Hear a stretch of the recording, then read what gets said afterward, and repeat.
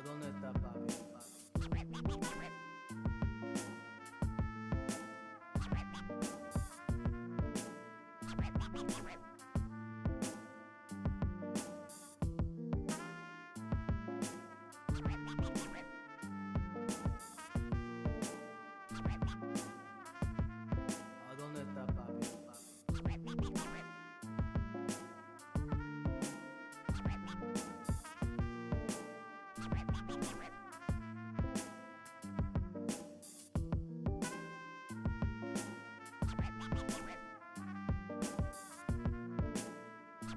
¿A dónde está papi?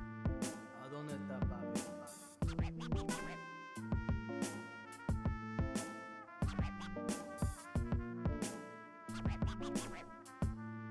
¿A dónde está papi?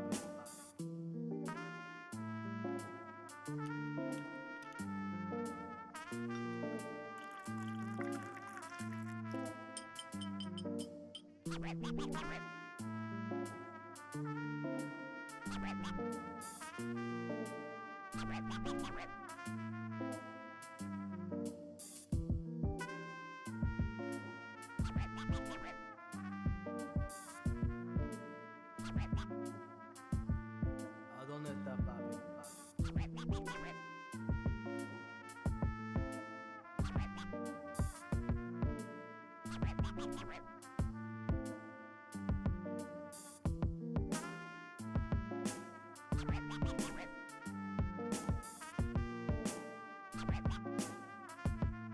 ¿A dónde está papi?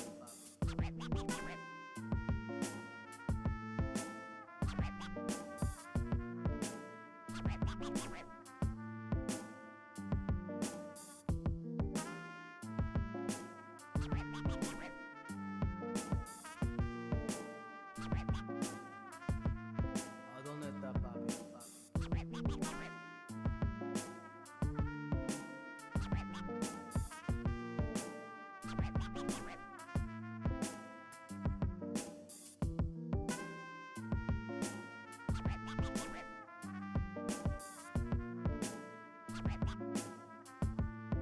dónde está papi?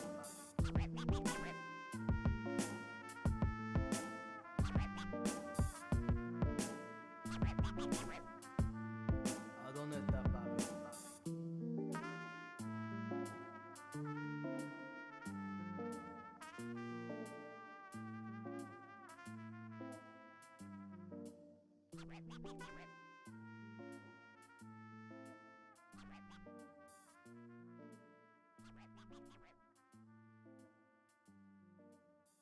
¿A dónde está papi?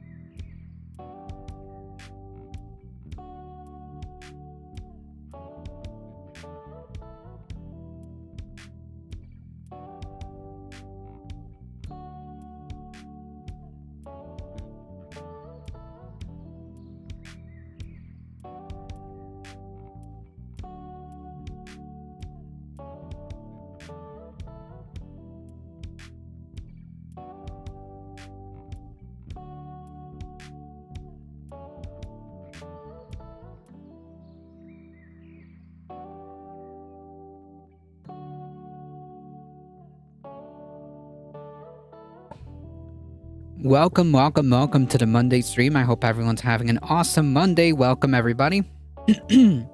Cosmic Seeking, how's it going? Hope you're doing well. I'm hanging in there. Welcome, welcome. We definitely have a few things to go through, so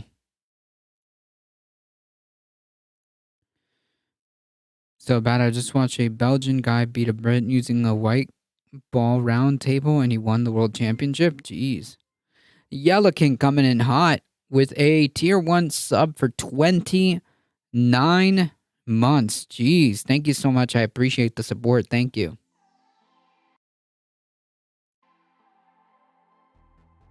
Welcome, welcome.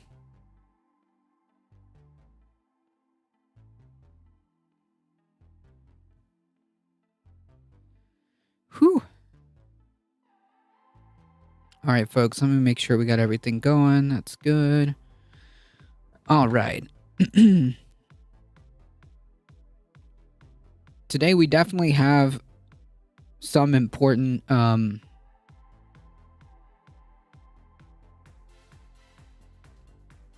stuff.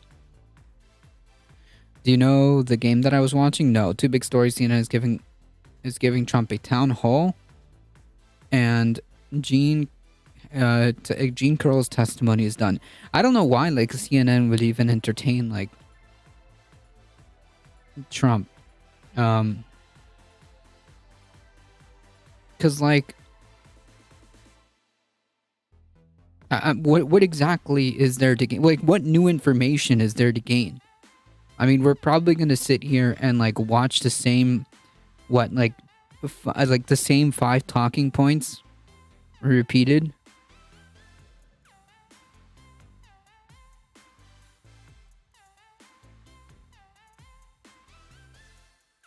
Snooker, I don't know what that is.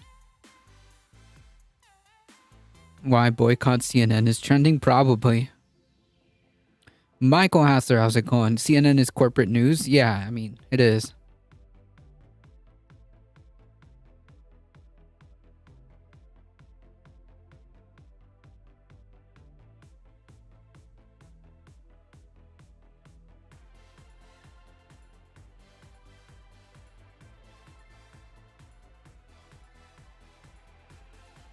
You need a little more education. Well, sports is not exactly like something I follow too much.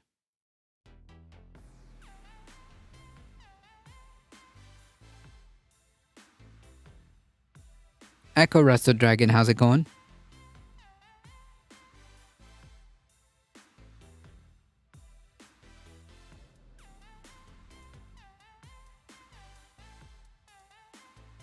A bit like pool. Okay. Well, I mean, I know how to play pool.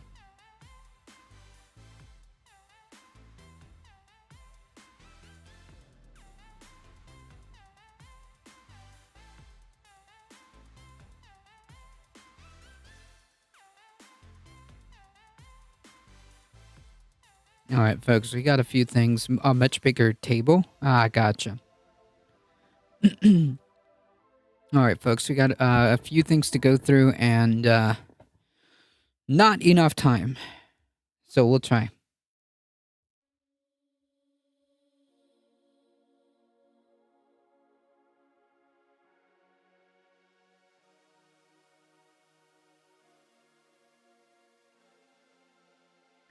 Also, tomorrow is my day off. Tomorrow's my day off, so we'll see if I get home in time to do stream. I will post an announcement tonight. And if I manage to be able to do stream, I mean, like it's more likely than not. But I'll see. If not, like if anything, I guess I'll just like make an announcement tomorrow. But more likely than not, it might happen. We'll see. Glad you were with Becky. Yeah, of course. If I catch her on stream, then yeah, as soon as she posts, I'm usually there.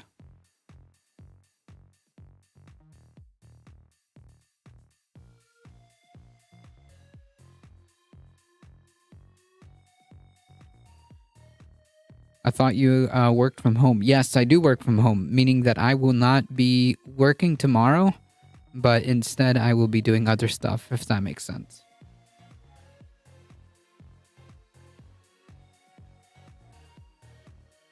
Why isn't this working? Hold on. Okay.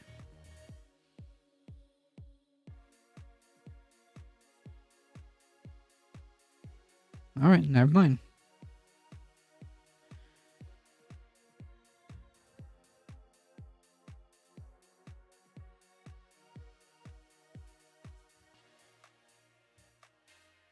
Hmm.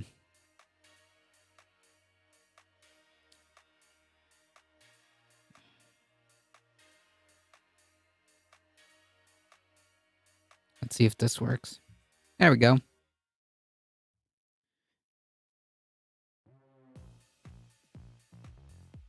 All right, folks, let's get some headlines. Let's get some clips going.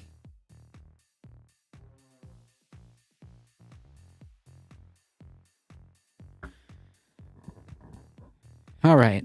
So for those of you that have kind of seen this around, maybe,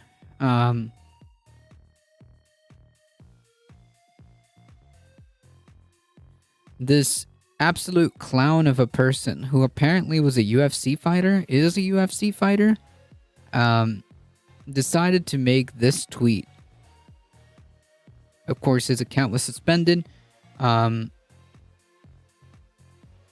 basically saying, quote, would you support the public execution of anyone who helps a child transition? This would include doctors, therapists, teachers, guidance counselors, etc. Includes parents, I'm sure.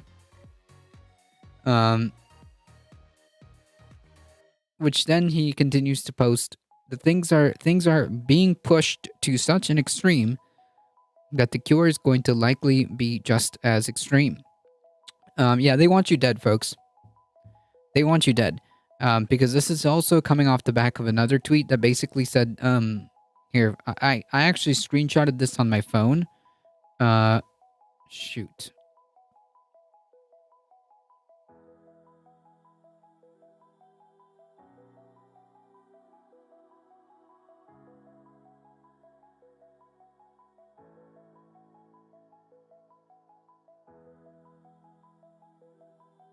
Did I screenshot this on my phone?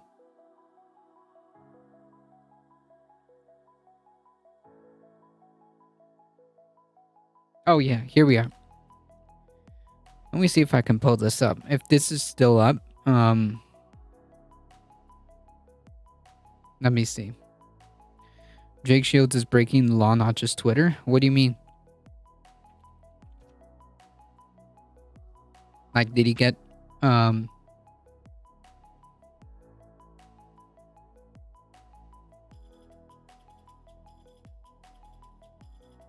did he get arrested?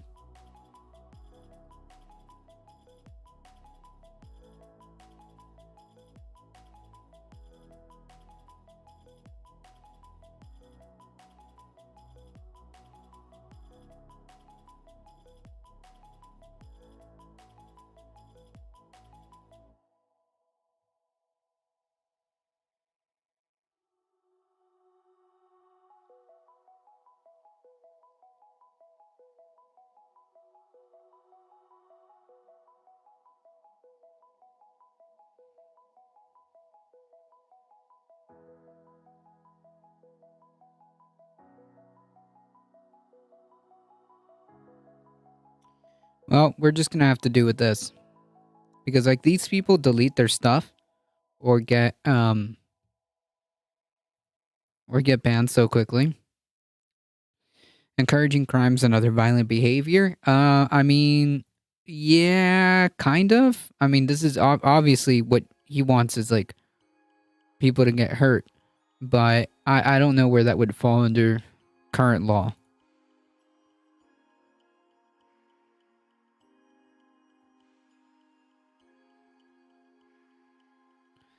Here we have another tweet. You hear about the newest mass shooting? No? Another one? Wait, which one? I'm sorry. There was just one, like, recently.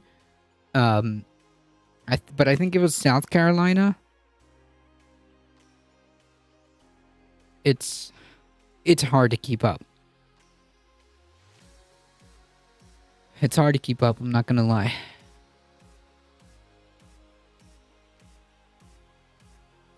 Guy went into a neighbor's house and the guy... Oh, yeah. Okay. That one. Okay. Yeah, apparently, oh god, these cops. Apparently they put the picture of a wrong person and had to take it down. But from what I know, as far as we know, they've gone nowhere with that guy. That guy just disappeared. That guy completely disappeared after killing 5 people. After killing 5 people because they asked him to not shoot his gun while their baby was trying to sleep. Apparently, alcohol may have played a part. Who knows? According to the people there, witness reports or whatever, he seemed intoxicated. Unbelievable.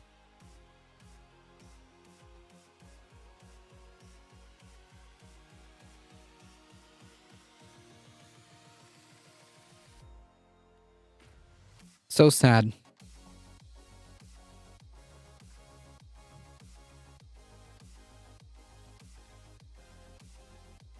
If only,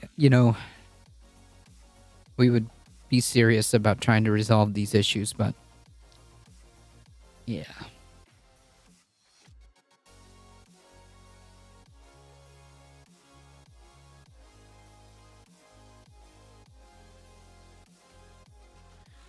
So, yeah, this kind of rhetoric is being way too common.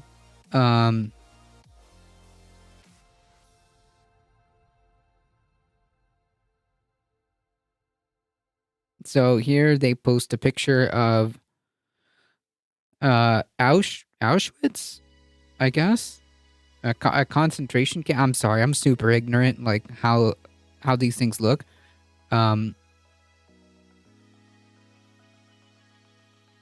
But I'm assuming this is Auschwitz. And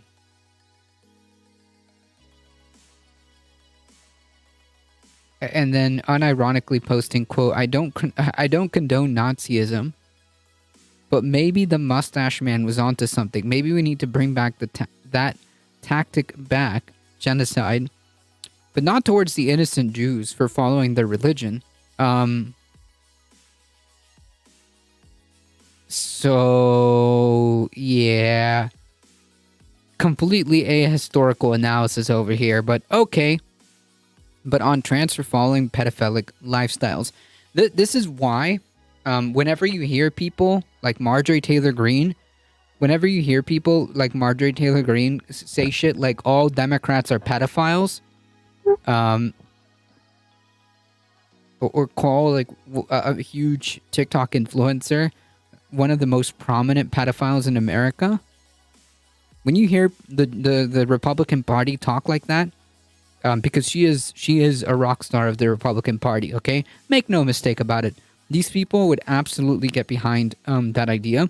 This is exactly what they mean, okay?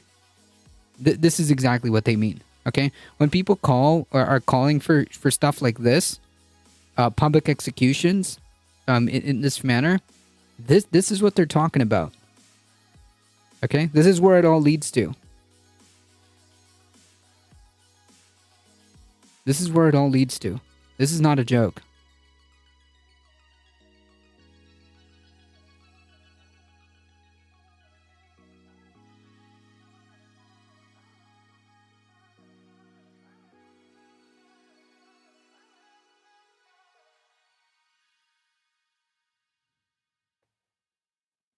And here you have, of course, Ollie London.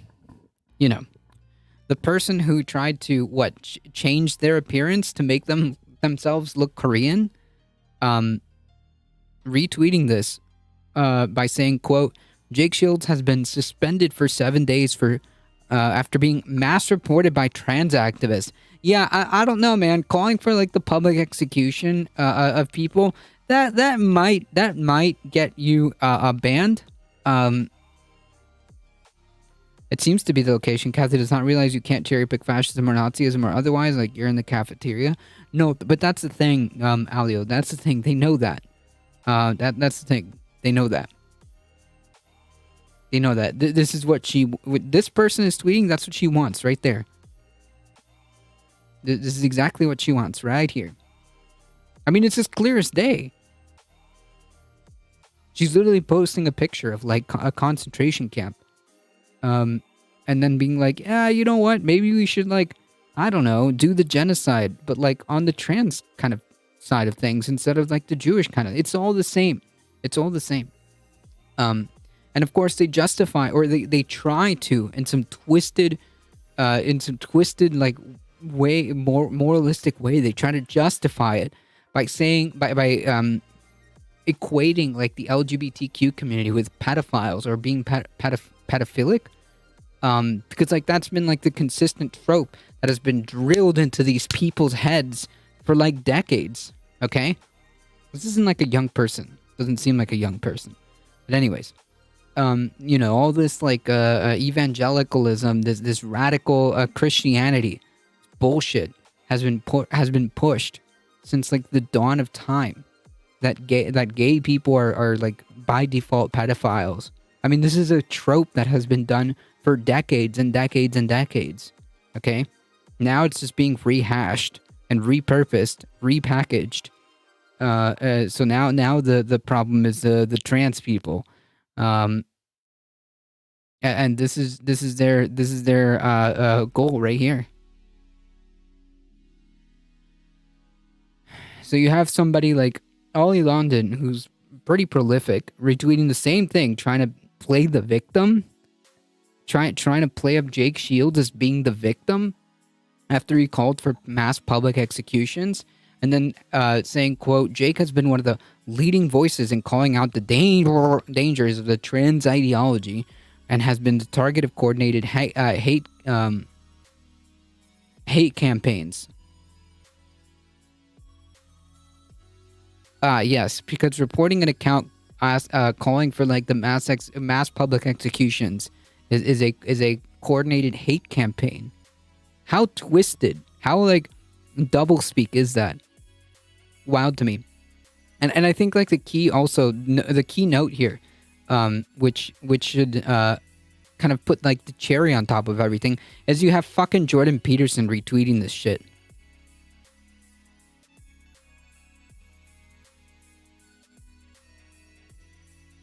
Came from Jordan Peterson's account. Bye, Pedal Meatbag. How's it going?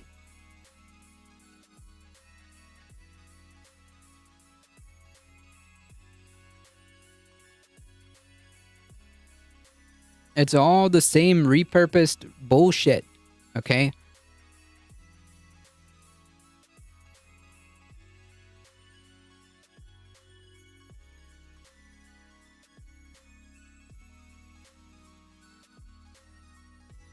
It is sad and scary. It is terrifying. That like this is like openly calling out, or advocating for, calling for like mass public executions.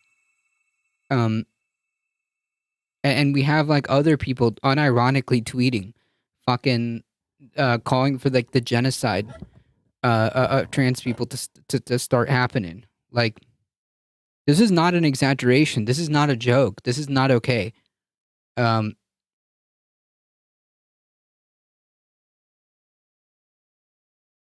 So yeah, honestly, fuck these people. This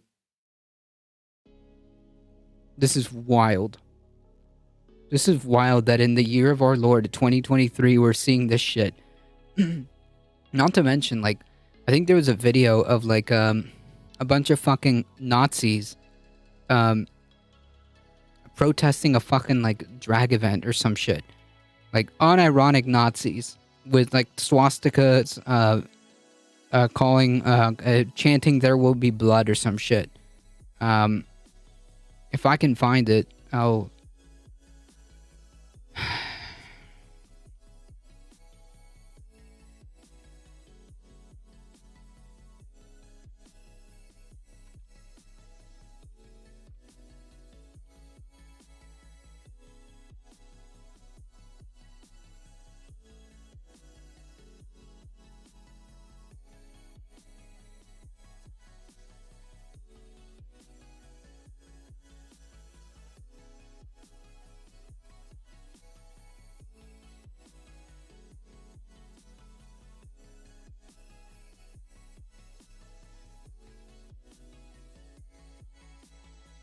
Is it this?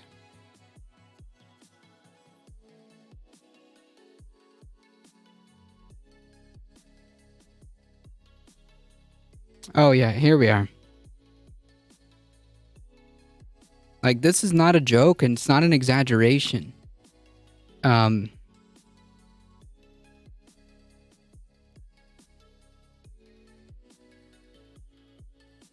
Neo-Nazis shout there will be blood at Ohio drag event.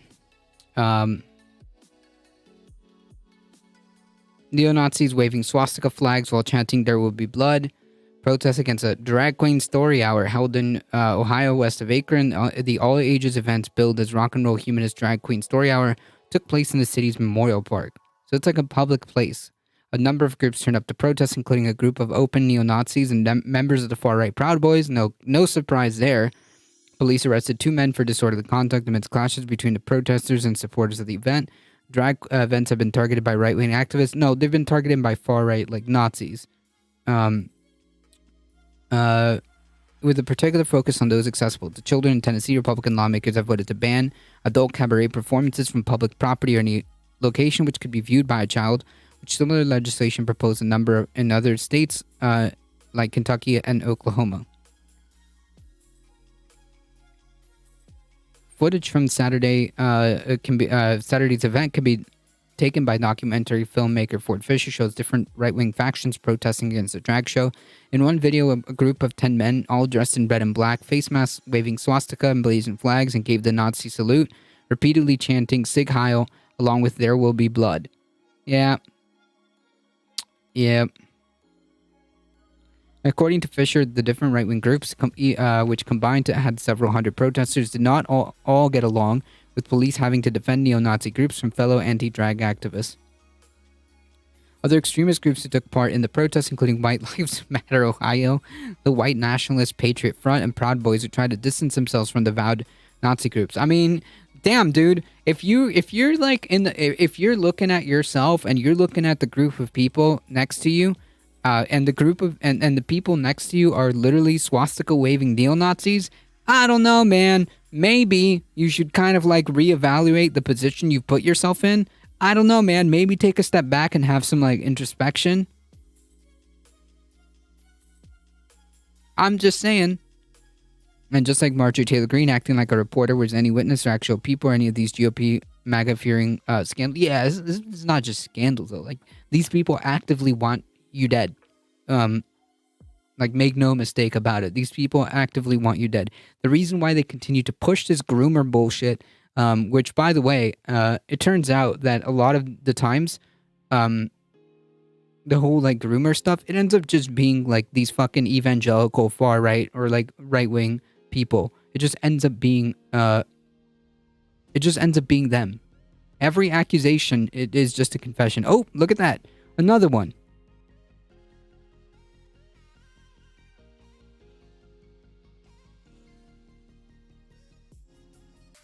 Just as with gay people, trans people have been around forever, since people living a different gender from what they were born as. Yeah, sure.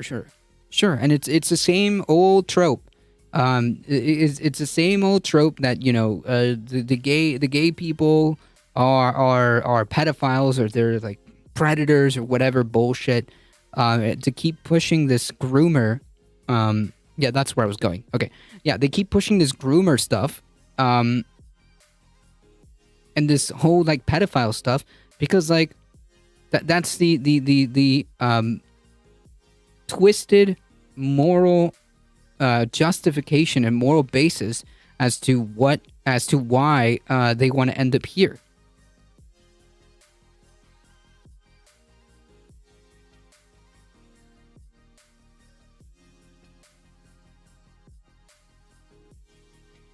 That's what they want right here. Boom.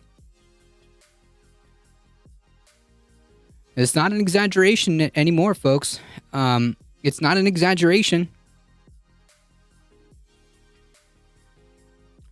I know you would like to avoid the mass-reported issues. However, I feel like you would be wise to gather the main talking points Trump is using, as many of them are totally obscene, crazy, or unworkable. I mean, like, but the thing is, like, they're the same ones, though. They're the same ones. The election was rigged. The country is in crisis. the radical left Democrats, socialists, whatever, adrenochrome drinking, like I don't know, deep state Democrats have rigged the election. They've destroyed the country. But I will make it great again. I don't know. It's the same bullshit. I'm being honest with you. It's the same bullshit, like rehashed. I bet you that if I could like summarize Trump's recent rallies, it would be mostly like the same shit.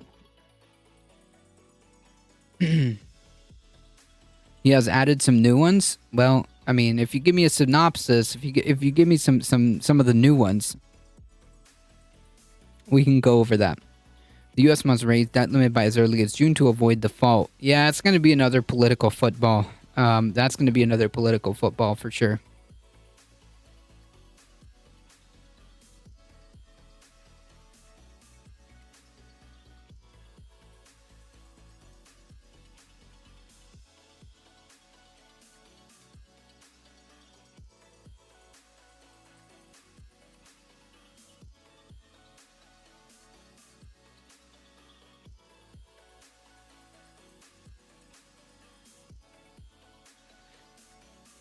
Tented cities for... Oh, yeah, we did... Yeah, we did go over that one.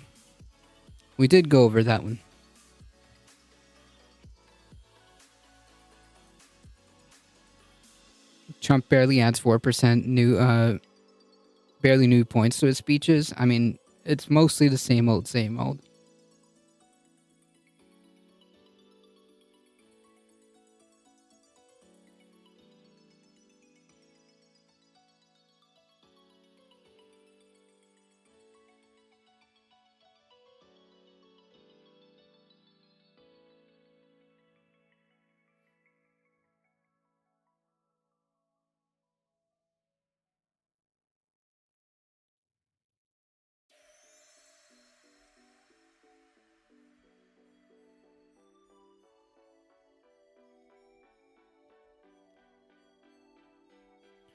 It's crooked Biden because Sleepy didn't work. Oh, it's crooked Biden now?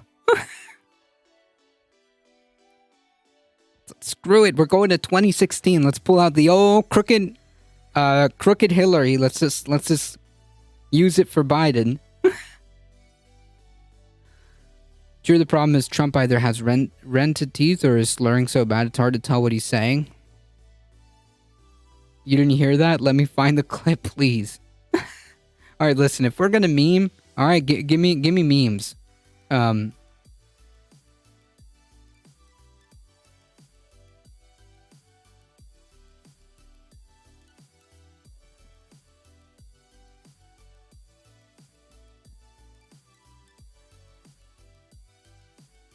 Give me memes.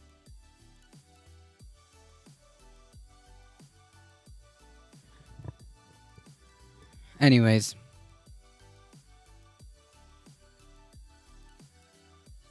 This is not a joke. This is not an exaggeration. There's a 5-part Trump Levin interview. Oh no, I'm not gonna. He claims he'll cut inflation overnight, solve the Russia and China stuff overnight, and build a wall in 3 weeks. True. Yes, he's gonna do that at the snap of his fingers because that's how it works.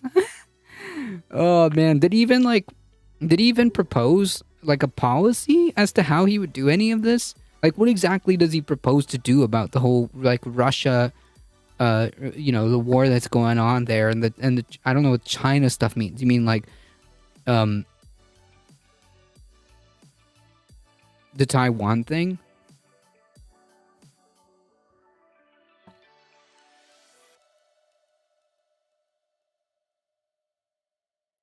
Trump retires crooked Hillary, introduces crooked Biden. Nice. All right, new nickname dropped, folks.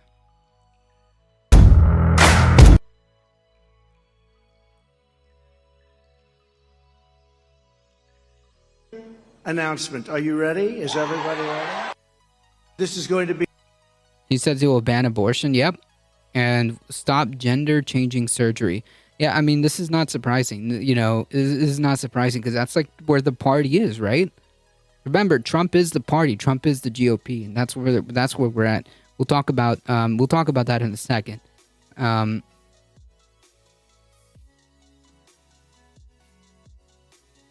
you want to get mad? Trump said that USA is getting raped in the interview. I'm not surprised.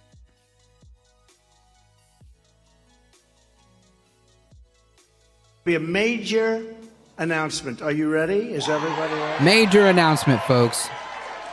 I will be retiring the name Crooked from Hillary Clinton and her moniker. And I'm going to give her a new name. I don't know, like maybe Lovely Hillary or Beautiful Hillary. But I'm going to retire the name Crooked so that we can use the name for Joe Biden because he'll be known from now on as Crooked Joe Biden. Crooked Joe Biden. Thank you, Trump.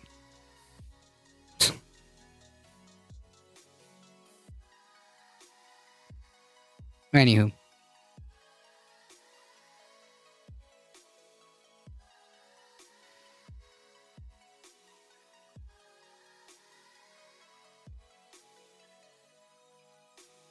Lazily reusing is not the same as retiring the nickname. True. Oh, God. Can you keep that one straight? You're right. How's it going, the simulacra? All right. Anyways, TLDR, like, it's not an exaggeration. These people want you dead. Okay, it's that simple. These people want you dead. That's the whole reason why they keep pushing this like groomer bullshit. That's the reason why they keep pushing like, you know, Democrats are pedophiles, trans people are pedophiles, gay people are groomers, whatever. Like, because they want to fabricate out of thin air the moral justification to get to this.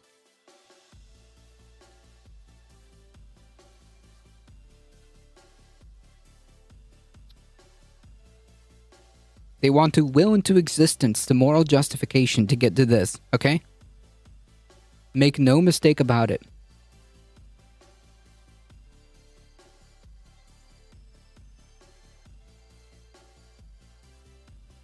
It is not an exaggeration. It's what they're telling you.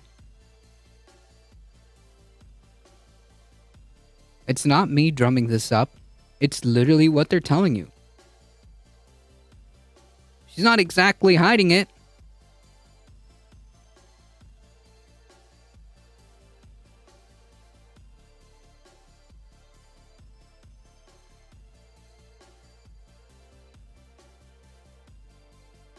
She's not exactly hiding it.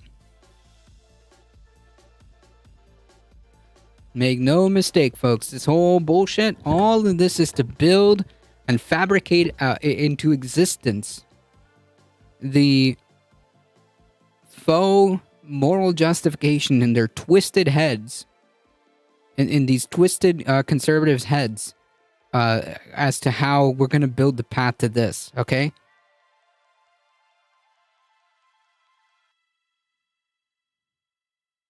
Make no mistake, this is exactly where this leads. Okay?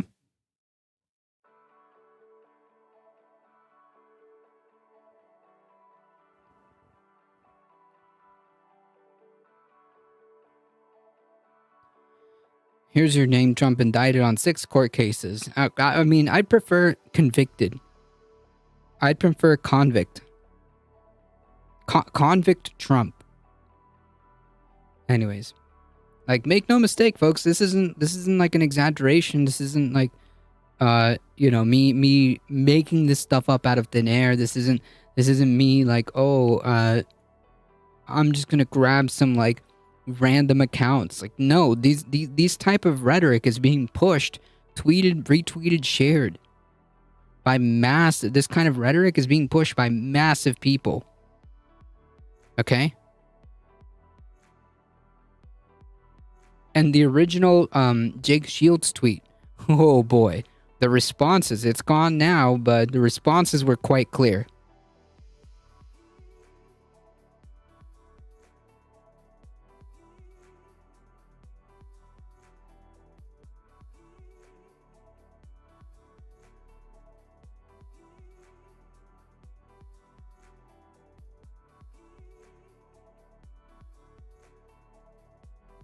The response is quite clear.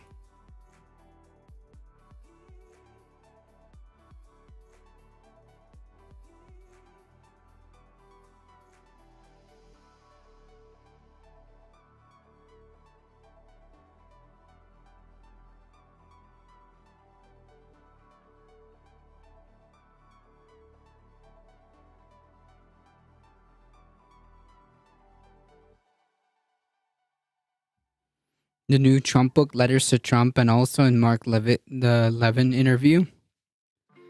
I don't understand. Letters to Trump. Oh my goodness. Who would buy this garbage? Anyways. Switching gears really quickly for a moment. People are gathering in Paris for the annual May Day demonstrations. Organizers say as many as 100,000 people could take part, as this year May Day comes amid ongoing protests over President Macron raising the retirement age to 64. ABC News' Inez de la Quatara is in Paris with more on that. And as we've been hearing smoke grenades, stun grenades going off near you, what's the latest? Hey, Diane, that's right. Yeah, so we're behind police lines right now just to stay safe. But you've got police officers on this side, protesters on the other side. And we've been hearing all sorts of things going on. So they've been setting off fireworks. Protesters have been hurling objects at police officers, and police officers firing back with tear gas and stun grenades. So I would say it is turning increasingly violent. They're never going to call it International Workers' Day, are they? No, because then people might start getting little ideas, and we can't really have that, right?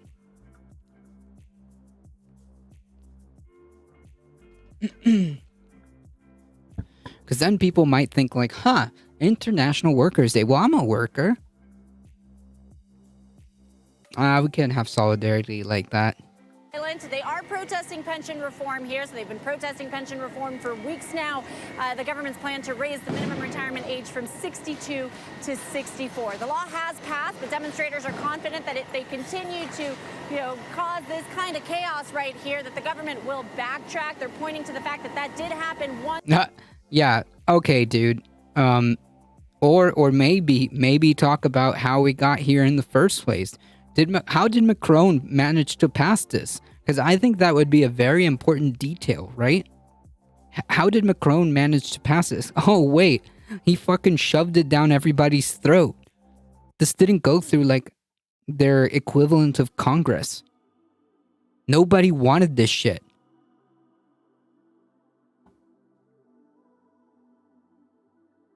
Once before in the past, under a different administration, there was a controversial law that once passed. Protesters continued to protest, and the government did eventually backtrack on that law. So protesters here are hoping that's what's going to happen with pension reform. The government, though, has shown no indication that it is willing to backtrack. So French President Emmanuel Macron points to the changing demographics. He says people are living longer. He says he doesn't have a choice. He says the government will go in the red. Are they calling it Ungrateful Cretans Day? Demonstrators say there are other ways to fund pensions, and they're pointing to things like taxing the rich. So 1.5 million people expected across France today. It's not just here in Paris. It's in cities like Lyon and Bordeaux. Protests turning violent. In Lyon, you can see the police officers right now charging, so they're probably going to try and disperse the crowds here. But protests around France, 1.5 million around France, 5,000 police officers here in Paris, and 12,000 police officers across France. So what you're saying is there are a lot less police officers and protesters. Gotcha. Several cities have announced plans to use drones to film the protesters during just these demonstrations. Why do that, and how are people reacting to that? Yeah, so that is a first in France. It's never happened before, and they are starting to use drones. We haven't seen any right now, but the idea, police say, is to keep an eye on the crowds, to keep people safe. Oh, yeah, dude. Yeah, true. To keep an eye on the crowd, to keep people safe. From who?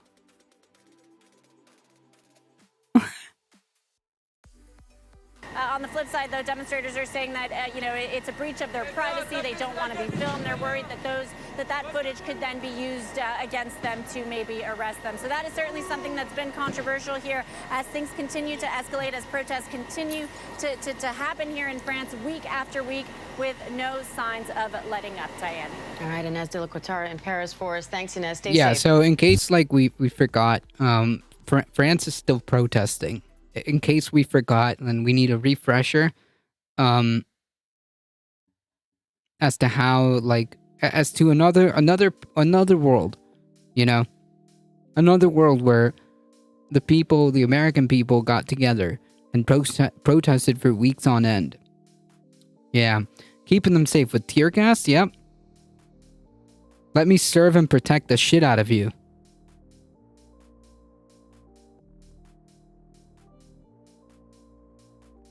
Alio with the 14 biddies, thank you so much. I appreciate that.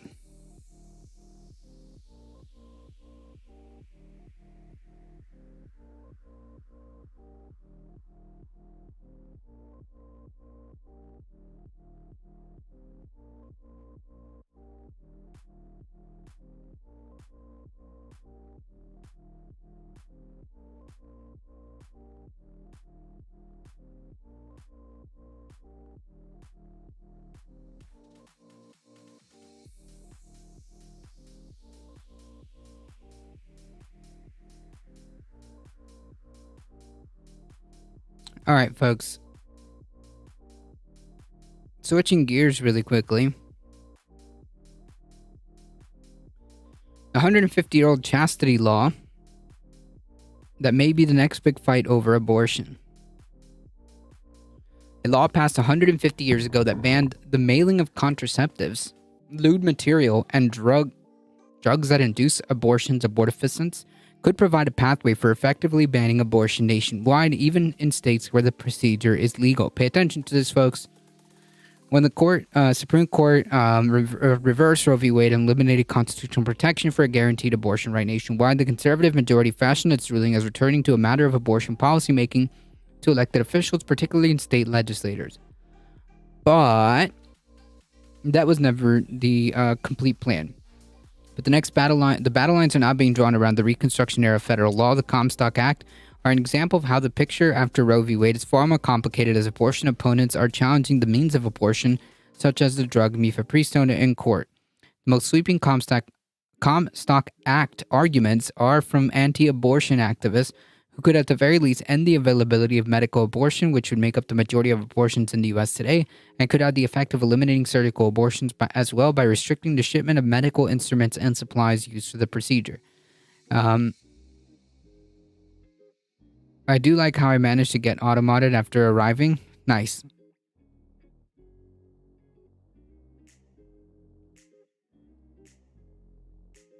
It's okay, I got you.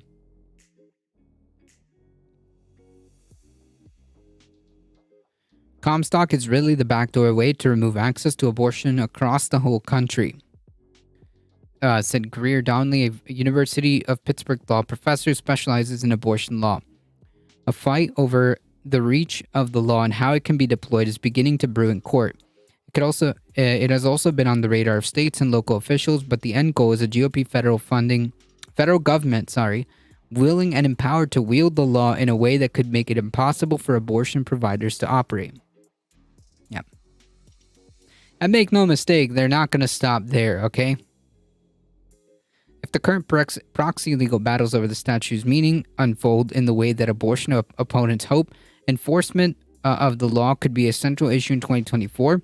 In the 2024 White House race and congressional campaigns, giving federal lawmakers power to repeal it. The fact that conservatives consider abortion meds lewd materials speaks volume about their perversion. I mean, like, for like the side that consistently calls the other side pedophiles, I don't know. And then, like, it happens to be that that same side who's been accusatory this entire time ends up being the pedophiles. I don't know, man.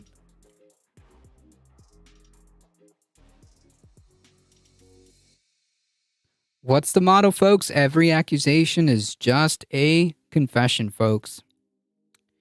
The Comstock Act, first passed in 1873, is named after Anthony Comstock, who was a special agent of the Postal Service and anti-vice crusader.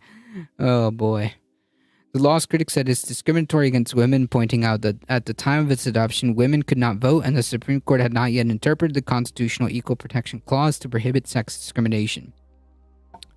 The statute bans the mailing of articles or things designed, adapted, or intended for producing abortion or any indecent or immoral use. Like, what is that? What is an immoral use? Like, what is that? Is that immoral based on, like, the Bible? What if I don't consider that immoral?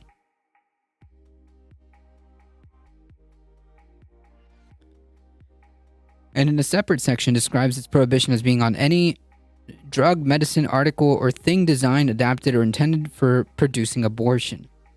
Prosecution under the law were brought in the first few decades after its passage, but by the 1930s, courts began whittling down some of its provisions, and enforcement of the law ceased. Congress, meanwhile, amended it in 1970 to remove its ban on mailing birth control.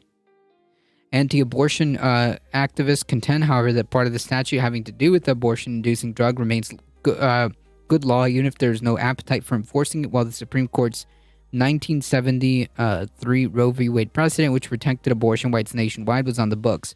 That precedent was overturned by the High Court's conservative majority last June, which is exactly what they needed to move forward. Yeah. Immoral is whatever the powerful say it is. Yeah, immoral is what these, like, lunatic evangelicals say.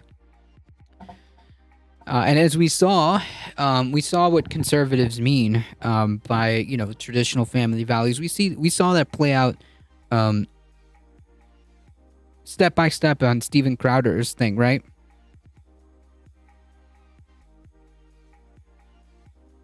Meanwhile, Trump has a sexual assault case going now, and so many conservatives get arrested for picking up men in restrooms. Yeah, it's not even just that. I mean, if you're gay and you're picking up men, there's nothing wrong with that. You do you. You do you. That's more power to you. But a lot of the times, like, what we see with these conservatives is, we just went over one. Dude was grooming a 12-year-old. Anyways. Now the row is gone, the law springs back to life, said Roger Severino, the Vice President of Domestic Policy at a conservative think tank, the Heritage Foundation. So yeah, that can't be good news. He also served as a top civil rights lawyer in the Department of Health and Human Services under the Trump administration. Severino argued that at least when it comes to the Comstock Act's prohibitions on mailing abortion pills, Congress is well within its power to regulate those shipments. I'm telling you, folks, if these people ever get control of the House, the Senate, and the presidency, I mean, that's the future right there.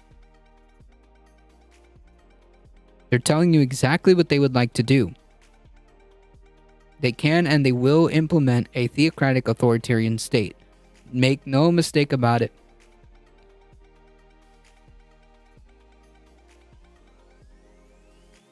While prominent anti-abortion lawyers are focused on how the law applies to the mailing of abortion drugs, the maximalist interpretations are being put forward by some abortion foes, who would mean that tools and medical instruments that facilitate surgical abortions that are shipped to the mail, in the mail to clinics and other facilities could be caught in this Comstock Act's net. If Comstock comes back to life, it has power to ban.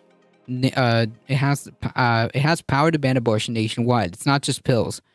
Any abortion provider in the country is going to use the mail to get things that they need for the provision of abortion. Yep. Already, the Comstock Act has played a cameo role in the ongoing high-stakes lawsuit over the U.S. the FDA's regulation of abortion pill, which made it to the Supreme Court once and is likely to land with the justices again. The Supreme Court froze lower court orders that would have curtailed access to the medication abortion drug, but litigation over its use will continue, raising the possibility that the Comstock Act could play a more central role in this case.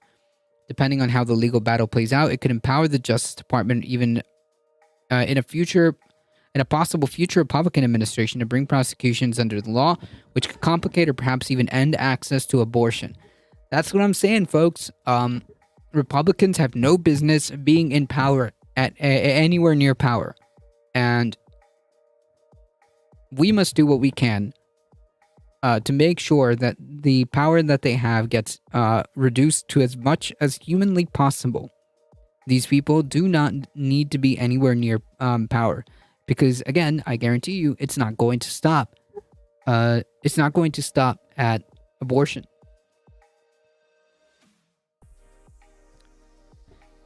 In the meantime, the anti-abortion movement appears to be looking for ways to tee up disputes over whether the law is enforceable and how far it reaches. The Supreme Court is going to have to... Good stream is going to have to catch you again. Thank you so much. I appreciate it. Thank you for stopping by, Jewel Mac. Appreciate it. He's going to have to address this issue sooner than later. Mark Lee Dixon, an anti-abortion activist who have been involved in local efforts to seize upon the U.S. law, he sees the Comstock Act as a de facto federal abortion ban. Yep. It's always the rich that are the ones that are getting away with it. Yep. Sharpie Diesel has it going. The average GOP voter is so preoccupied with, quote, winning that they aren't paying attention to how these laws are going to affect them. Frustrating. Yeah. Yep.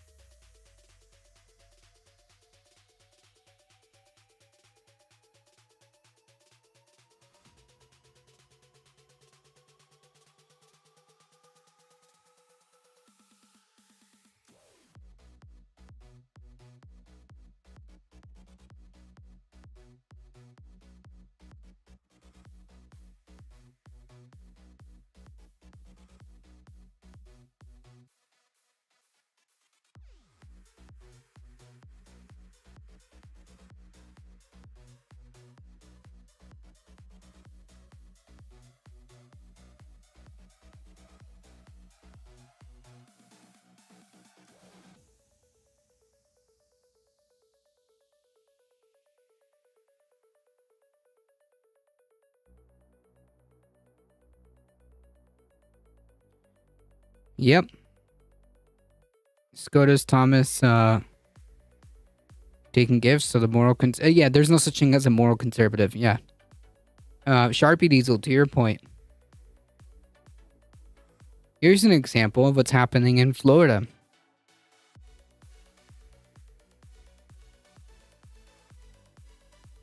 Florida's GOP new anti-trans bill is so extreme it could ban treatment for breast cancer. What's your take on guns? We're discussing something else right now. If they do pass that amendment during the next election, 25 to 40 demographic will outvote seniors for the first time in history. Wow. Like, what position are you? Do you want me to take on guns? What do you what do you mean by what is my take on guns? So here's the part right here. By the same definition. Sorry, hold on. Let me go back up here. The text defines gender clinical interventions, procedures, therapies that alter internal or external physical traits, including surgeries that change primary or secondary sexual characteristics. During the debate, Democratic Representative Christine Honchofsky pointed out that this could prevent people from getting treatment for breast cancer, as the overly broad language could apply to mastectomies. The bill's sponsor, Randy Fine, prior to being a Republican, was a gambling industry executive, not a doctor, was surprised to learn that young people can get breast cancer. By the same definition, should it not be banned? What, guns? Should all guns ban, or some, or none? These seem like very extreme, like, straw man type of, like, arguments. First of all, a ban on all guns is never going to happen. Second of all, like, the whole point of addressing gun violence is to try to go for what the root causes of the gun epidemic is. And, like, yeah, some people shouldn't have guns. Some people shouldn't have guns. The fact that, like, we can't even talk about, like, red flag laws, it's ridiculous to me. The fact that we can't even talk about, like, some sensible gun control is ridiculous to me. We just literally had a mass shooting, like, what? The day before? I mean, like, the fact that we can't even put solutions on the table of, like, some simple common sense gun control, that the majority of which would not ban guns, is ridiculous to me. Anyways, the bill also bans hormone treatments which could possibly affect care for menopause, stunted growth, and birth control. None of which has to do any with trans people. So yes, Sharpie Diesel, you are correct. They're so busy winning that, you know, they'll have a child who ends up with breast cancer, and then because of this law that they gleefully cheered on, now cannot get the treatment, or potentially could not get the treatment, because it's banned.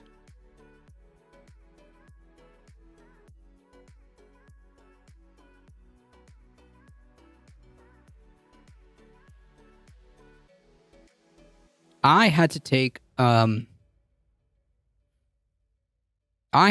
growth hormones as a kid. And these pieces of shit, these pieces of shit, Republicans, these fucking scum, would have taken that choice if something like this were in effect.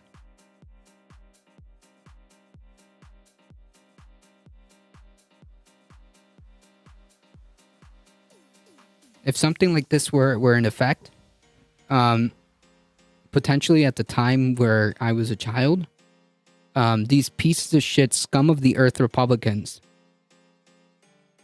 would have effectively shut me out of treatment.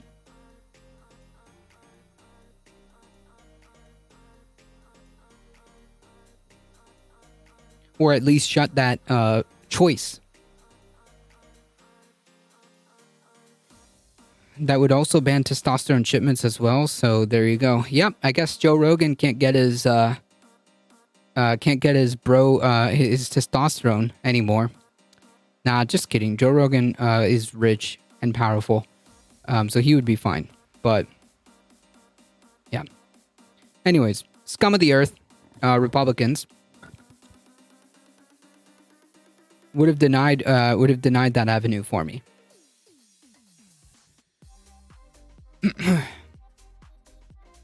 The Biden administration has adopted a legal posture that takes a narrow view of the law's applicability, arguing that it does not prohibit the mailing of abortion drugs if they're not intended for unlawful use. If the Supreme Court endorses a broad interpretation of the law put forward by anti-abortion activists, it would raise the stakes significantly for the 2024 election, said Mark Ziegler, UC Davis School of Law professor and author of Abortion and the Law in America, Roe v. Wade, to the president. You would have essentially on the ballot the question of both Comstock enforcement and also potentially Comstock repeal.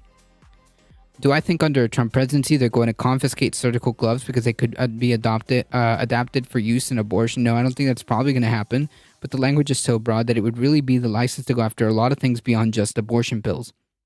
The Biden administration, in an internal advisory opinion released by the Justice Department's Office of Legal Counsel, argues that the law does not apply to the mailing of abortion pills if they're not being sent with the intent or of unlawful use. Opinion pointed to how the 20th century courts had interpreted narrowly as excluding drugs mailed with legitimate intent. Yep, that would technically ban breast implants, yeah.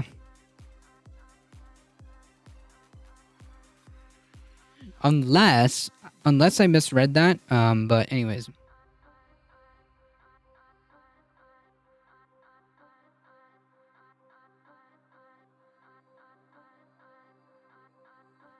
I believe that might have been for minors. I'll have to read that bill again.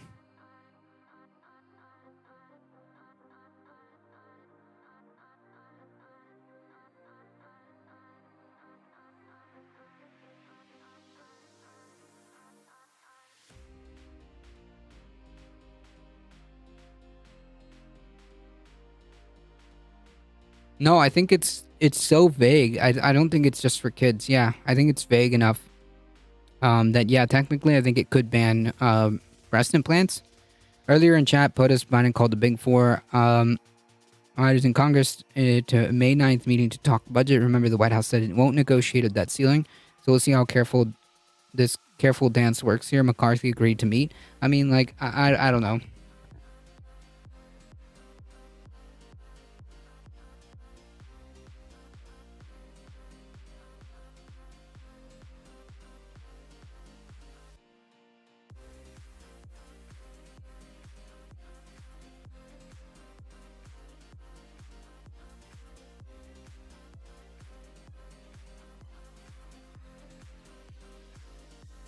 The opinion was rolled out just days before the FDA unveiled new drug rules around the abortion pills that allowed pharmacies to dispense the drug. The Comstock Act has been invoked in the challenge to the FDA's 2000 approval of the medication abortion drug mifepristone, where the plaintiffs, anti-abortion doctors, and medical organizations are arguing that the FDA broke the law by failing to take its criminal prohibitions into account when approving the drug. There are also questions about whether the law applies not just to medication abortion, but to the tools used for surgical abortions as well. A lawyer representing the anti-abortion doctors in the current FDA case told CNN they're not focused on that question, while their assertions about mailing abortion pills plays out in court. The challenge to the FDA's the 2000 approval of the drug use medication for abortion is not the only case where courts are being asked to expound upon the Comstock Act's reach.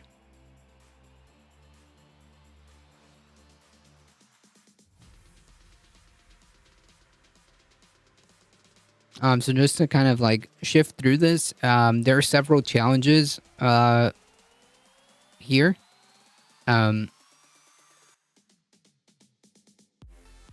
And basically, what we need to pay attention to is whether or not the Supreme Court is going to allow essentially conservatives to ban much more than just the drug mifepristone. And how much control would a conservative DOJ, I guess, have over this issue here? As one of these activists said, it's a de facto. Their end goal is a de facto nationwide abortion ban. So definitely something to keep an eye out. Just to kind of piggyback on that. We have RNC Chair Ronna McDaniel said that the GOP presidential candidates must directly address the issue of abortion. In other words, you must be proud, out and proud as to how much you want to restrict people's bodily autonomy. You must say it with your chest how much you want to restrict people's bodily autonomy.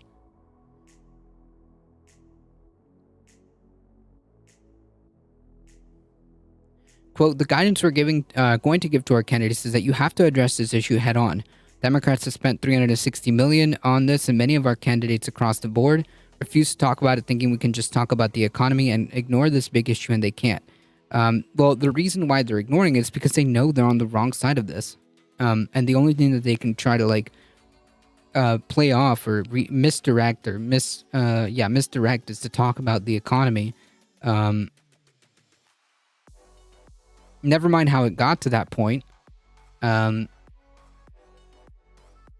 But yeah, not to take that issue head on, because if they do, it's a loser issue. It's a loser issue. But Ronna McDaniel is suggesting the opposite.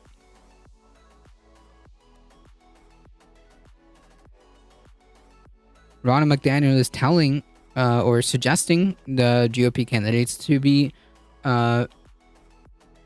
more forceful in how badly they want to restrict your bodily autonomy.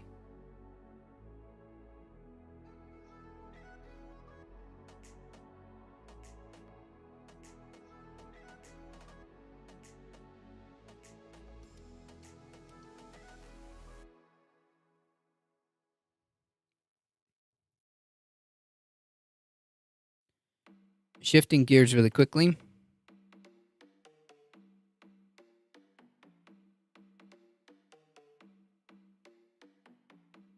Pro-Trump pastors rebuked for overt embrace of white Christian nationalism.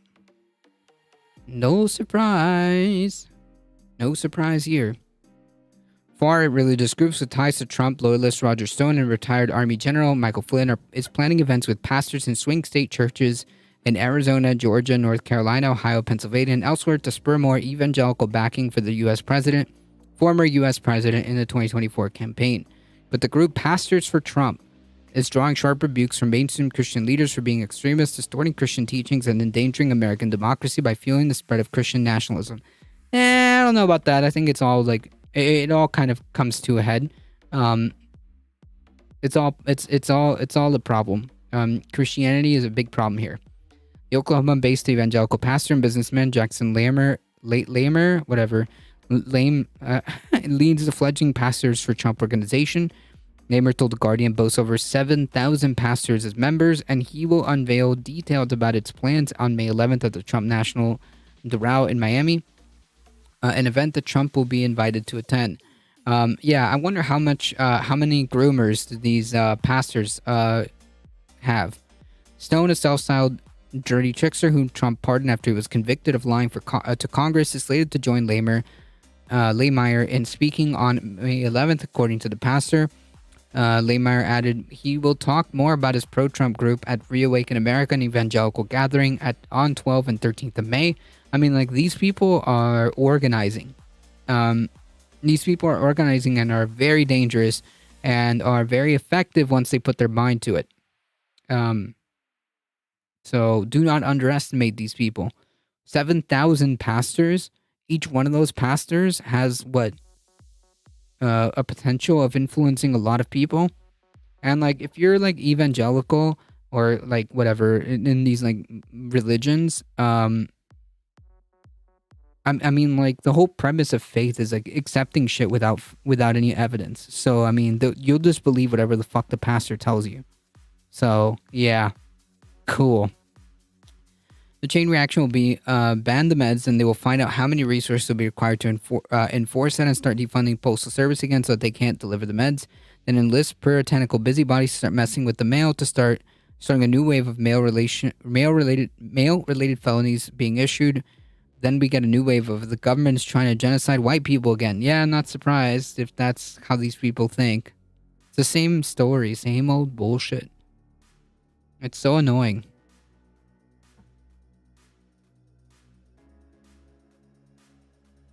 These people have like the biggest victim complex. Anyways. Laymeyer said the pastors group intends to sponsor a, quote, freedom tour. So ironic. With evening church meetings in key swing states this summer, an effort that could help Trump win back more backing from this key Republican voting bloc, which could prove crucial to his winning the GOP nomination again. I don't know, man. I think Trump's pretty much got it. So whatever.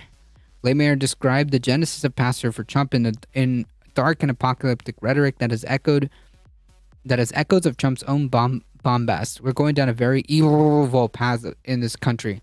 Our economy is being destroyed by who? What? How did we get there? What economic system are we currently running on? Damn, capitalism? That's interesting. Why is it failing? Of course, it's China, the deep state and globalist, them. China interfered in our 2020 elections is biblical. Oh, dude, yeah, true. Right there in the Bible. Yeah, dude, true. This is a spiritual battle. Oh, God. But those ominous beliefs have drawn sharp criticism. That kind of over-embrace of white Christian nationalism continues to pose a growing threat to the witness of the church and health of our democracy. Yeah, dude, Christianity is cringe. They're only doing it for money, power, and control. No one on the left is calling them out for it.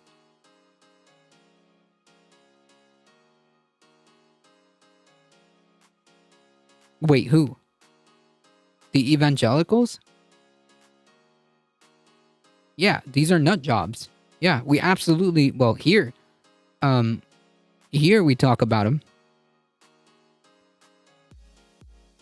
The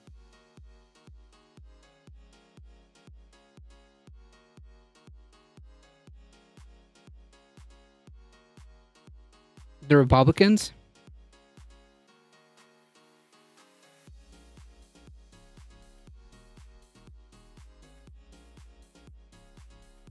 Well, I mean, yeah, the Republicans want money, power, and control.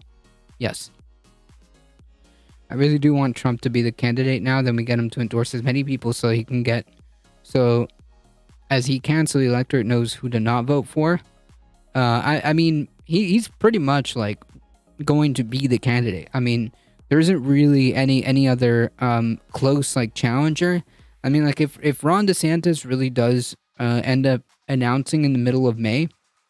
He still has a 10, double-digit deficit. I don't know.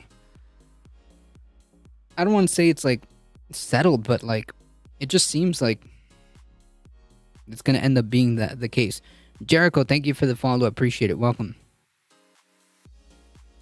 Anywho. And the health of our democracy, said Adam Russell Taylor, the president of the Christian social justice group Sojourners. This pastor and this effort are trying to impose a Christian theocracy. I mean, yeah. Yes.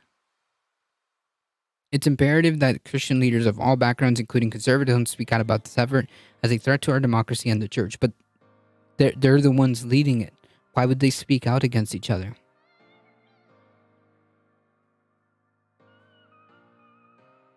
Other religious leaders warned the dangers of that pastors for Trump pose by marrying Christian nationalism with political vitriol and election lies. I mean, even from jail, but the Senate GOP twice protected Trump.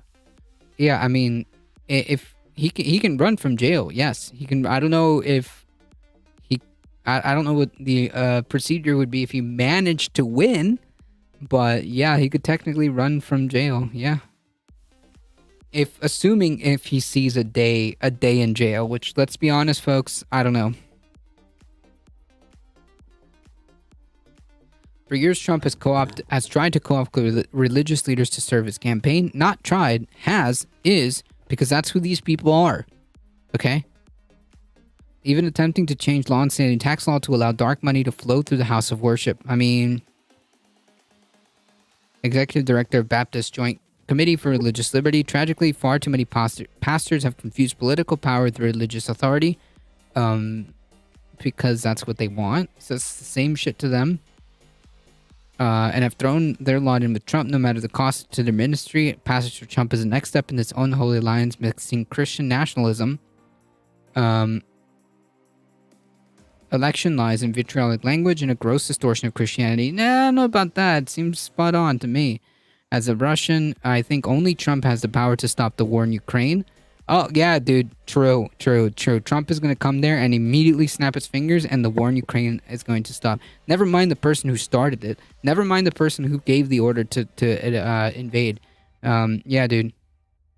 Only Trump. Only Trump. No agency whatsoever over anybody else. Nobody else has agency. Not much less the person who decided to make the orders. But whatever.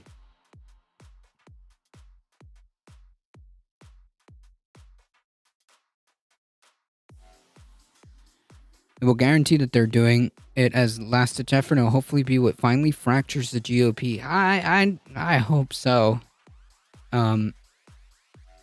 I mean, in an ideal scenario, the perfect scenario would be the Republicans completely fractured, broken, and removed as much as humanly possible away from power. That is the ideal. That is the ideal scenario, where Republicans are too fractured, too divided, supposedly. Because I don't know, man. I've heard arguments that at the end of the day, these people will coalesce. But anyways, a ideal scenario would be a fractured Republican Party that is incapable of mounting any sort of like campaign whatsoever, and they just get blown out of the water and removed from power. I mean, that's the best case scenario.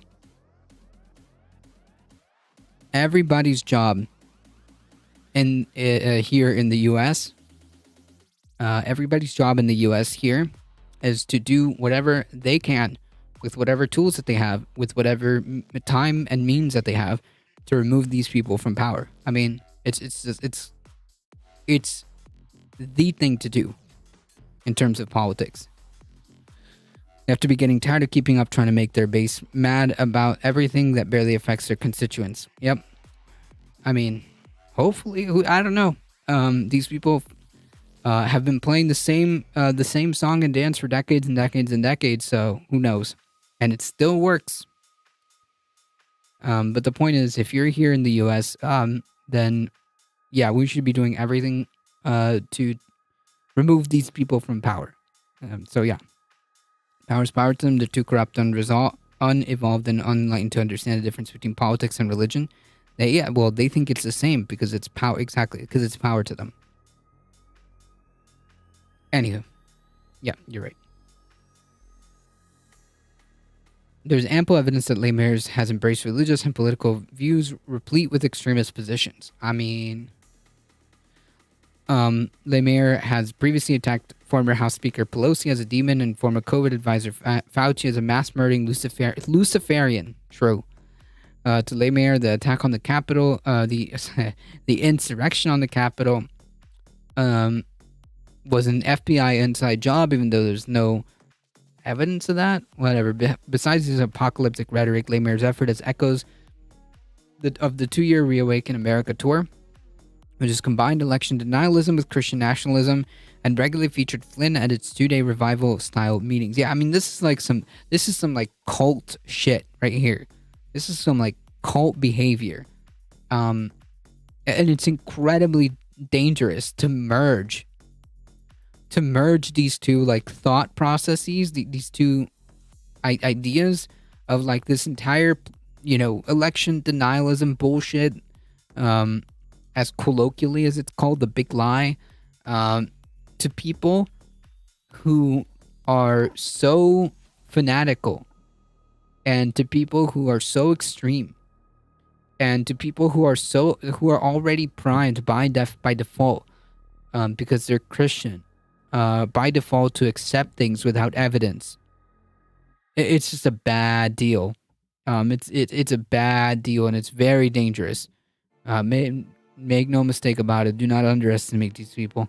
It's a bad deal when you have the merging of like, the president of the former president of the United States priming the pump for years and years and years about election denialism, and then having like the backing of like these fanatics, these extremists, who don't really need evidence because they've been primed to take things on faith.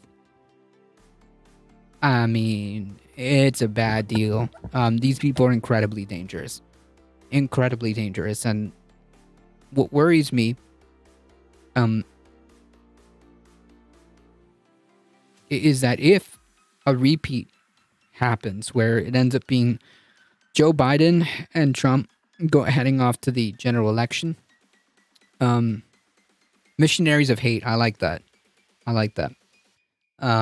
If Trump and Biden go head to head again in 2024, and Biden ends up squeaking out a win because, like, well, yeah, these people are gonna lose their collective shit. And I think they would actually do some kind of acts of violence, more so than the insurrection of 2016. Or 2020, sorry.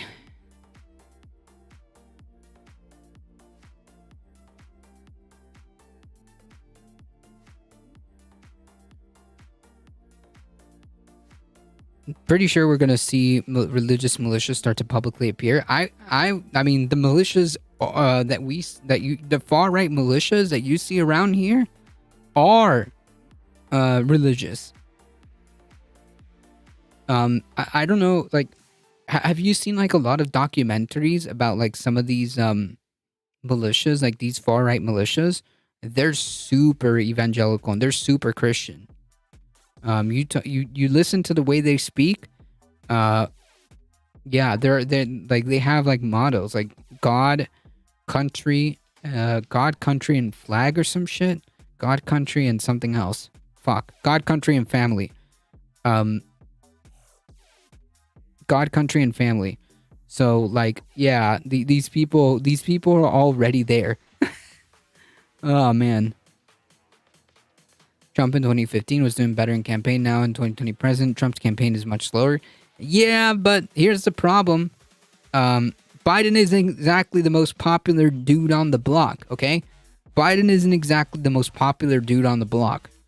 And given the fact that he has been, how do we put this? Less than ideal, lackluster, at some point frustrating, and sometimes in a lot of cases. Yeah, it kind of closes that gap. We're looking at a very close race, Alia. We're looking at a very tight race for 2024. If it's a rematch between Trump and Biden, it's going to be a very close race. And I still predict that Biden's going to win. If it's a Trump versus Biden general, I think Biden's going to win. But if the margin is very small, these people, these fanatics are going to take it as, oh, look at that, they rigged it. And they're going to do some, crazy, violent stuff. You can send it to me via whispers. Doing homework, you can send it to me via whispers. But there still are militias populated by religious people. I'm talking about militias with pastors, clergy as the officer corps. Oh, okay. Like, I mean, you're talking about like straight up like crusades, modern day crusade people.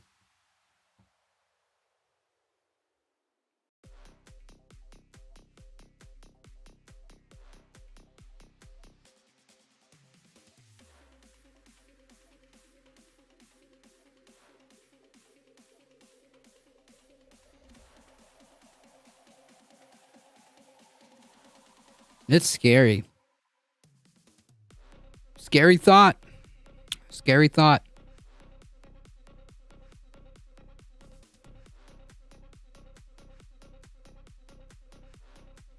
Anyways, here he's expressing his love for Flynn, a fucking traitor.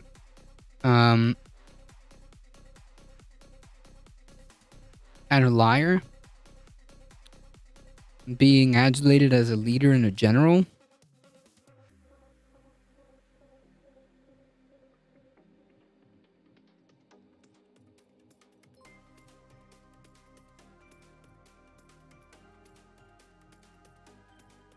In Russia propaganda, we have the stereotype of the US and Europe. The Western world worships Satan, consists of only LGBT people, and the Russia is the last stronghold of Christian. Yeah, I know. And you're talking about Christians? Yeah. Trust me, I know. Putin said so himself. He talked about it himself.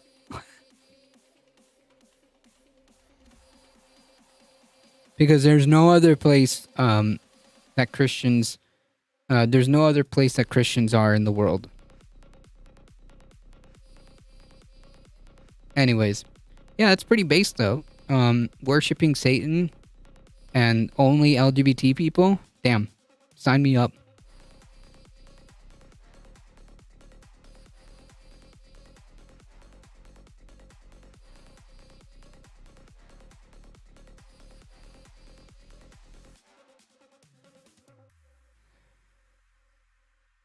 Biden's making fun of his own age. Well, yeah, it's not just the age. That's the problem. Although that's definitely a concern. That's not just my concern. That's not my only concern, but yeah, it is a concern.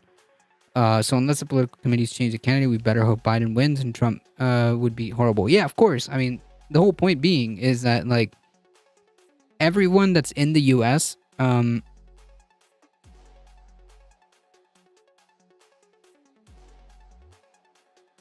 I think everyone in the U.S. has like a moral obligation a moral duty to remove these people from power with whatever tools that we have. Like, if you can vote and you're in the US, you need to vote these fuckers out. Okay? But yeah, like, I think that it will be a close race. That's my whole point. I think it's hilarious people think that the Satanic Temple worships anyone, let alone Satan. I don't know. I think that, like, all these type of religions are cringe. But Christianity in particular is incredibly pernicious here. Like, it's actually a negative here. Jericho with the 5 biddies. Thank you so much. I appreciate that.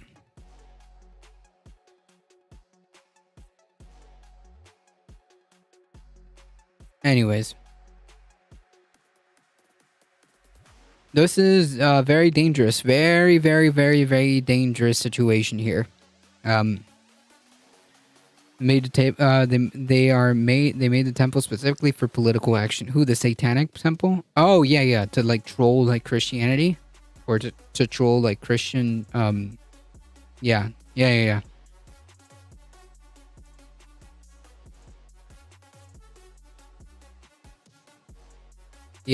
like law. Yeah, like they challenged like laws and stuff like that. I think, was it the Satanic Temple that got like a Baphomet statue right next to like the 10 Commandments or some shit? I mean, like, that's a good meme. That's a good meme. If you're talking about those people, okay, that's them. Yeah, that's a good meme. Yeah, okay, that is funny. More of that, please.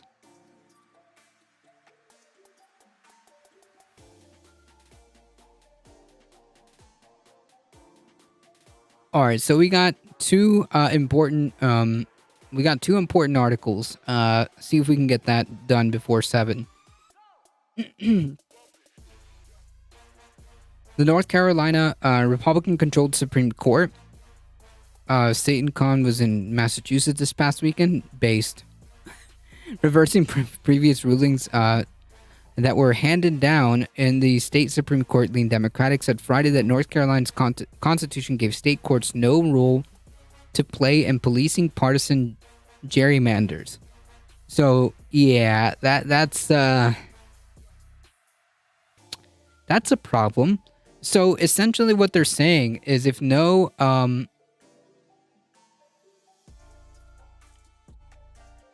courts have no role to play when you're talking about mediating gerrymander disputes, so what you're saying basically is that, like, all bets are off. Whichever party has control of the state legislature essentially dictates in perpetuity the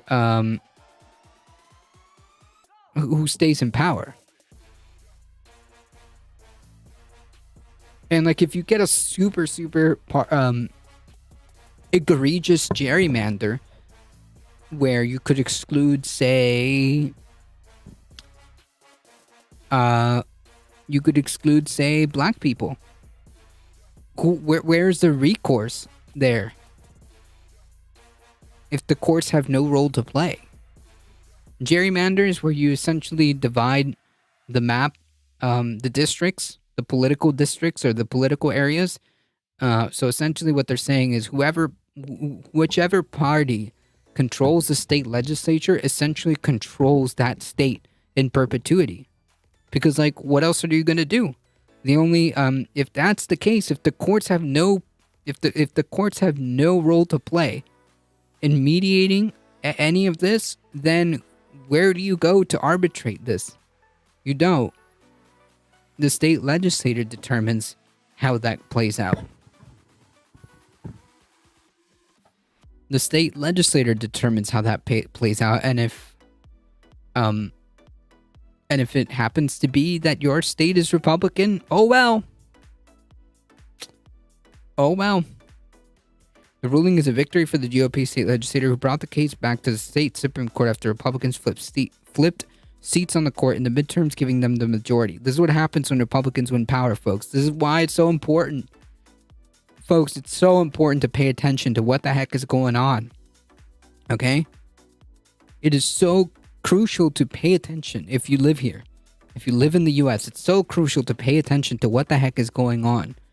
Because then shit like this happens. When Republicans win power, when they win elections, shit like this happens. Okay?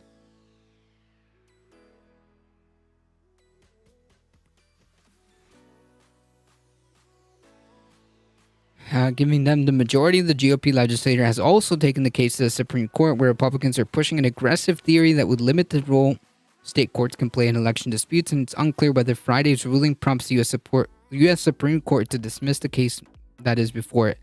Our Constitution expressly assigns the redistricting authority to the General Assembly, subject to explicit limitations in the text. The new opinion from North Carolina court said those limitations do not address partisan gerrymandering. It is not within the authority of the court to amend the Constitution to create such limitation on a responsibility that is textually assigned to another branch. Furthermore, were this court to create such a limitation, there's no judicially discoverable or manageable standard for adjudicating such claims. The 5-2 opinion was written by Chief Justice Paul Newby, who was joined by 4 other Republican members of the court. Democratic Justice Anita Earls wrote a dissent, joined by Justice Michael Morgan, a fellow Democrat. The ruling is a major loss to the voting rights group that has challenged the congressional plan that had been drawn by Republican state legislator to the 2020 census, as the ruling would prevent them from going to state court in the future to bring claims of extreme partisan gerrymandering against North Carolina maps.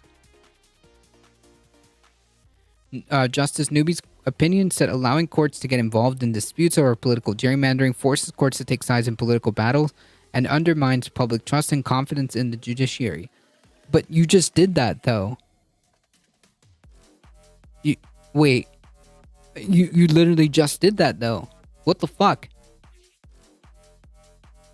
This makes absolutely no sense.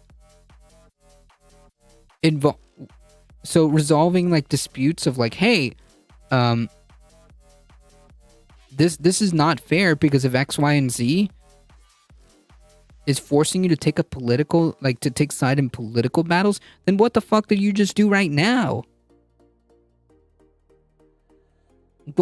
Whatever. My state is red now. Yeah. If that's your state, yeah.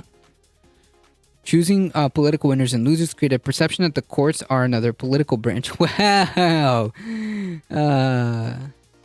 Nice meme. I mean, do we even have to address this point? No shit. By definition, the judiciary is a political branch. What the fuck does that even mean?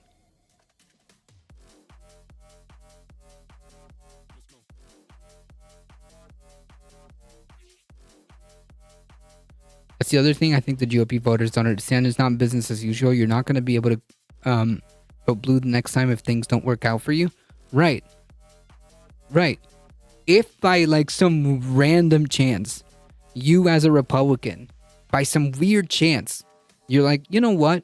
This election cycle, I'm going to vote blue for some wild chance because like these people are just lost in the sauce. These people are not living on the plain field of reality.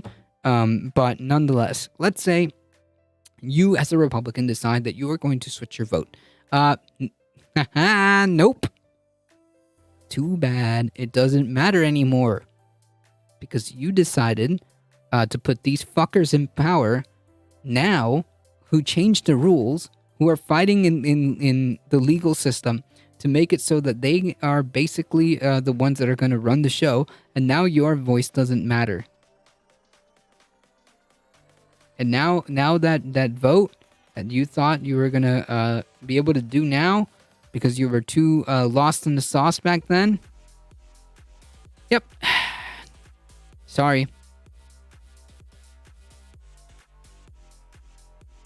The people did not intend their courts to serve as public square for policy debates and political decisions. They're not political. They're not just... What are you talking about? The courts are there to resolve issues. That's the whole point of the court system.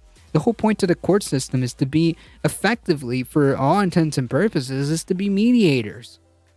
Right? If you have an unfair law that a legislator made The whole point is to have an ability to mediate. If your lawmakers did some completely unconstitutional shit, you have the courts to kind of like mediate that. At least one avenue. If your lawmakers are making some wild gerrymandered maps that are, you know, let's say, I don't know, purposely excluding black people, who fucking mediates that shit? Yeah, keep a branch out of government, out of politics. I mean, like, that's just like a meme on its face, but like, really? Earl's dissent was a biting rebuke to how the court's conservatives were fashioning their ruling as taking the state judiciary out of politics. So the GOP majority's efforts to downplay the practice of extreme partisan gerrymandering does not erase its consequences, and the public will not be gaslighted. Right, like, oh yeah, dude, we're not taking, we refuse to take sides on this political issue while taking sides, while being a part of, like, government that's, and this is true, fucking political?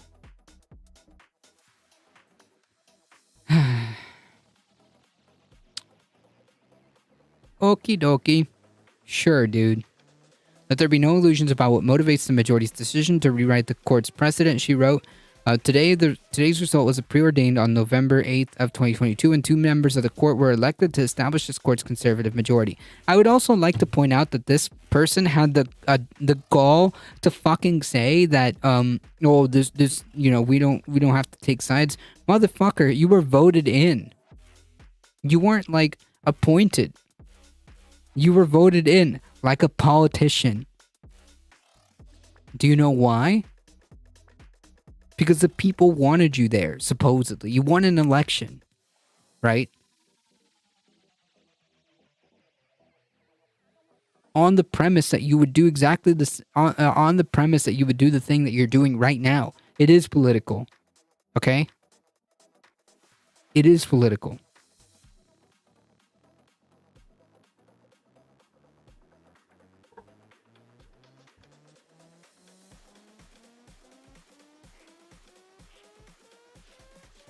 One of the voting rights groups that brought the original challenge to the GOP drawn maps said Friday's ruling was one of the gravest assaults on democracy ever in North Carolina. Make no mistake, this works.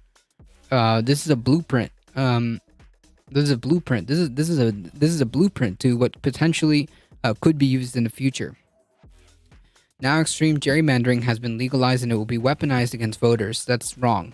Undoubtedly, the justices said Bob Phillips, executive director of Common Cause, North Carolina. Undoubtedly, the justices who wrote the shameful decision know it's wrong and is to self-serving legislators who embrace gerrymandering. Newby defended the maneuver to rehear the case, pointing out the other cases that were reheard with a change in personnel in the court who provide fresh legal perspective. Yeah, dude. No shit.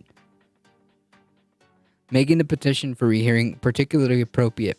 Ah, yes. Now that we got my buddies in, we think it's appropriate. Okay, whatever. When the Democrats controlled the court at an earlier stage of the litigation, they expedited the review of the case over the strong dissent of the Republican majority. The new opinion from the North Carolina High Court pointed to a 2019 ruling from the U.S. Supreme Court that said federal courts could not rein in extreme gerrymandering on partisan grounds. The U.S. Supreme Court's ruling meant that redistricting reformers were going to have to rely on state constitutions to challenge partisan gerrymandering. But now the GOP-controlled state Supreme Court has foreclosed that option in North Carolina, opening the door for Republican lawmakers there to go all in on partisan gerrymandering and entrenching their advantage in North Carolina House and Senate, while cushioning GOP margins in the House, in the U.S. House of Representatives. I mean, and if this kind of like, and if this kind of tactic catches on and works successfully, you best believe that other states are going to follow. Yeah. Whether or not the Supreme Court is going to continue to hear this case remains to be seen. Since the state Supreme Court issued this ruling, they may just kick it out and leave it as is. And surprise, surprise, the court also reversed its decision to block the state's 2018 voter ID law, while the court had held last year that the law was motivated by racially discriminatory purposes. The new Republican majority found that opponents of the law could improve that.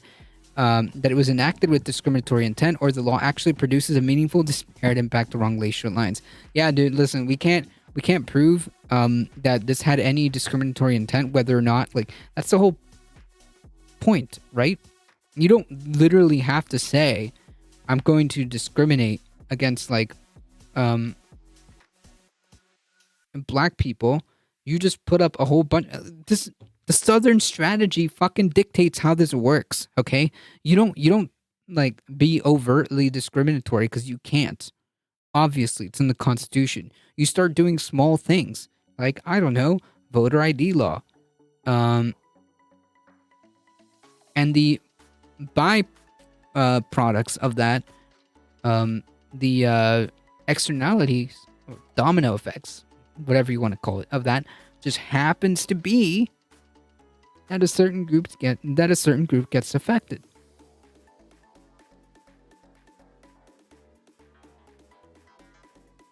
SV Harkin, how's it going? Sleepy Joe couldn't prevent gerrymandering or pass any voting rights. Well, it's not just Sleepy Joe. It's not just Sleepy Joe. Like in the redistricting decision, the majority framed this decision as a return to a less politicized court. Yeah. Okay.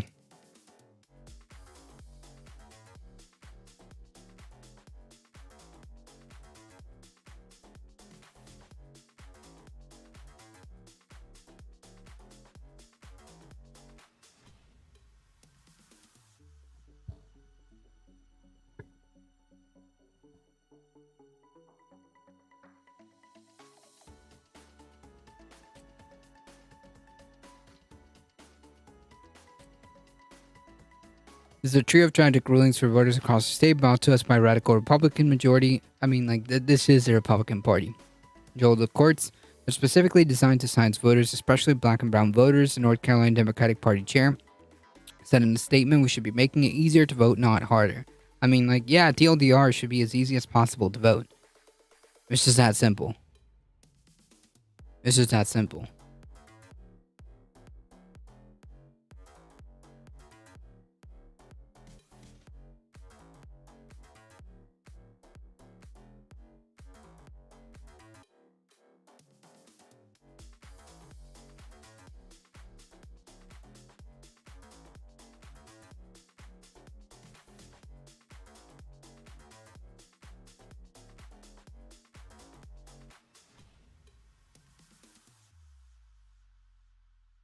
We should be, yeah.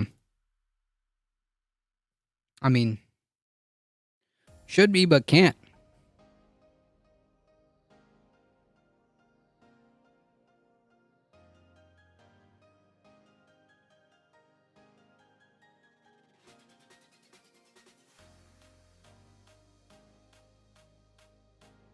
Not anymore.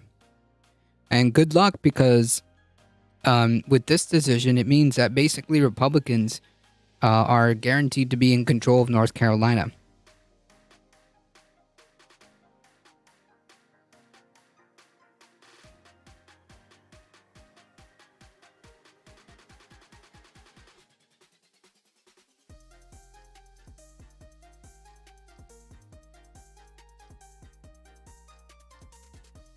All right, folks.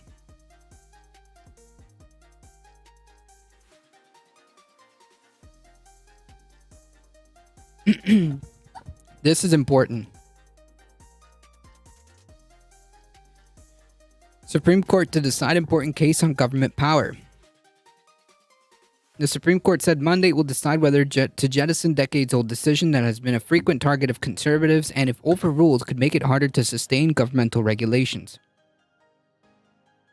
The justices agreed to hear an appeal that takes aim at a 1984 case known as Chevron and involves the Chevron Oil Company, and says that when the laws aren't crystal clear, the federal agency should be allowed to fill in the details.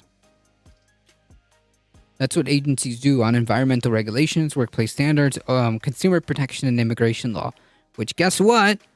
This is what conservatives are going to be dismantling next, as if, you know, as if we need anything else on our plate.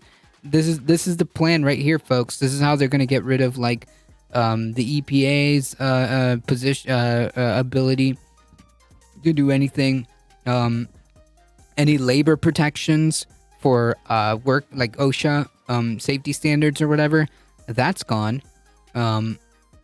Consumer protections to protect, companies, so that companies can, lie even more than they do so. Because like the whole point of having regulatory bodies, like consumer protection, is exactly that. If your cereal,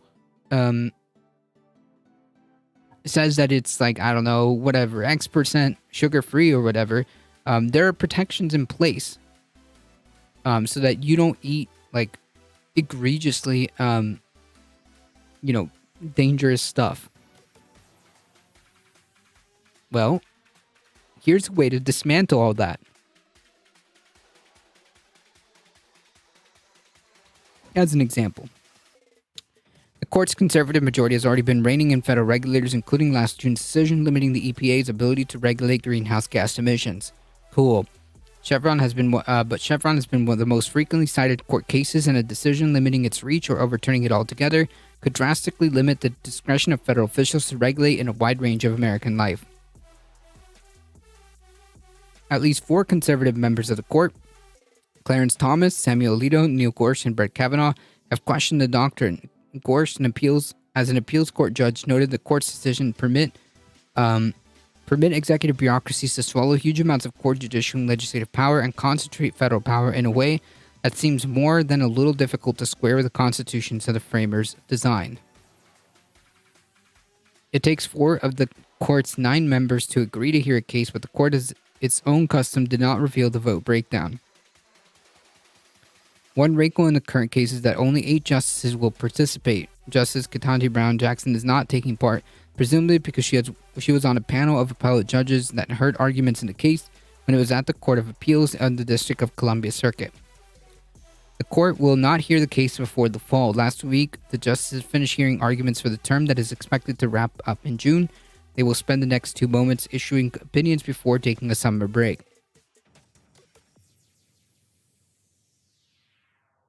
The specific case the court agreed to hear is a part of a long-running fight between commercial fishing groups and the federal government over who pays for data collection and regulatory compliance. It stems from a lawsuit by a group of fishermen who want to stop the federal government from making them pay for the workers. Alright, hold on, folks. Give me 1 second and we'll finish this, because this is very important, alright? Just give me like 1 second.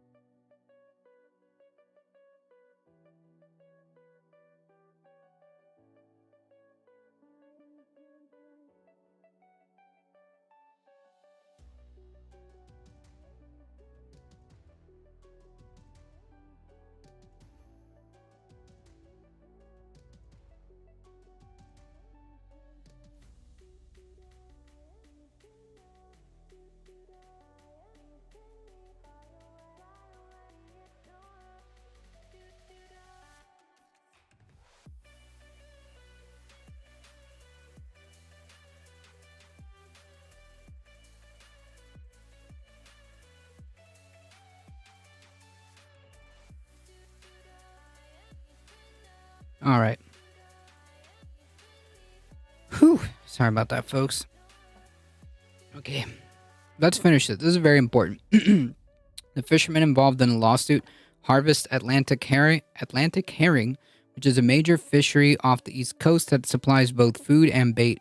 The plaintiff, Loper Bright Enterprise of New Jersey, and other fishing groups have said federal rules unfairly require them to pay hundreds of dollars per day to contractors. Lower courts have ruled against them. The case is Loper Bright Enterprise versus Raymondo 451. Yeah.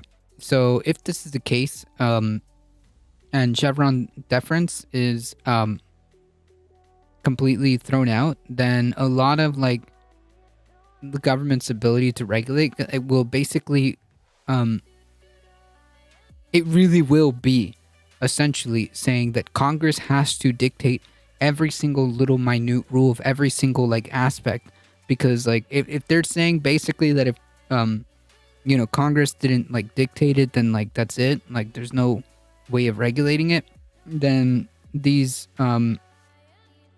regulatory agencies could be argued that should not exist, essentially, because like, well, what's the point, essentially, is the argument. And that's whoo boy, the ramifications are pretty big. The ramifications of this case are pretty freaking big. So we definitely have to keep an eye out on this. And again, this is this right here, things like this are why, or what happens is directly, this is directly as a result of Republicans winning elections. I mean, how, like, this is a direct line to Republicans winning elections. I mean, regulations that aren't designed by experts, right? Correct.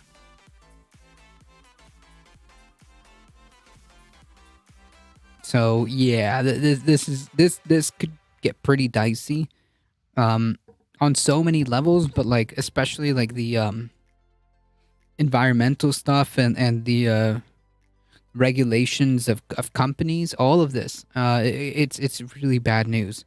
If they decide to yeet the entire thing, they decide to yeet Chevron deference. Oh boy, yeah, that could get really dicey.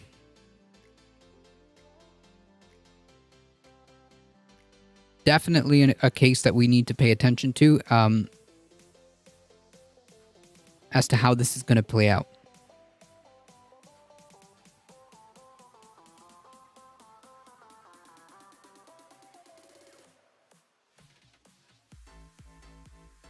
All right, folks, we made it a little past 7, but that's okay. We did all of it. We got through it.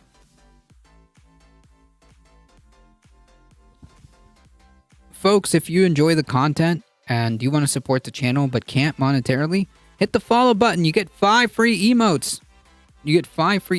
And if you want to go even further beyond, you can head on over to the YouTube channel and subscribe on the YouTube channel. It really does help us out. If you guys enjoy the content, we're here Monday through Thursday. Make sure you spread the word far and wide. Bring a friend. We'll be here.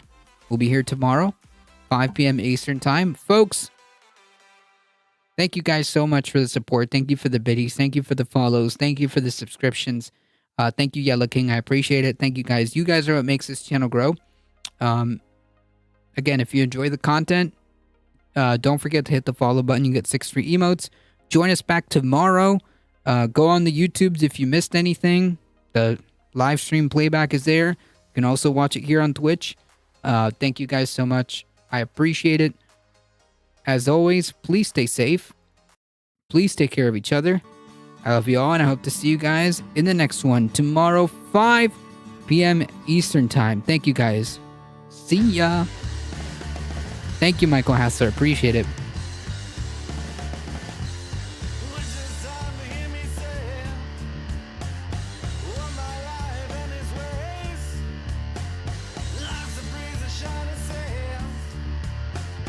Sharpie Diesel, Alio, SV Harkin, The Simulacra, Jericho, doing homework. Maple Leaf Dragon. Thank you guys for mixing it up in the chat. I appreciate it. Yes, tomorrow, 5 p.m. Eastern time. Well, actually, you're right. We'll see. You're right, Alia. We'll see.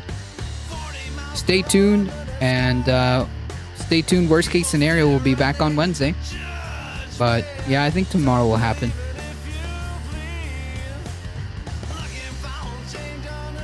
Have a good night. Thank you so much. Have a good one, Alio. We're heading out in 5, 4, 3, 2, 1. Thank you, Echo Rasto Dragon. Thank you, Michael Hasser. See ya.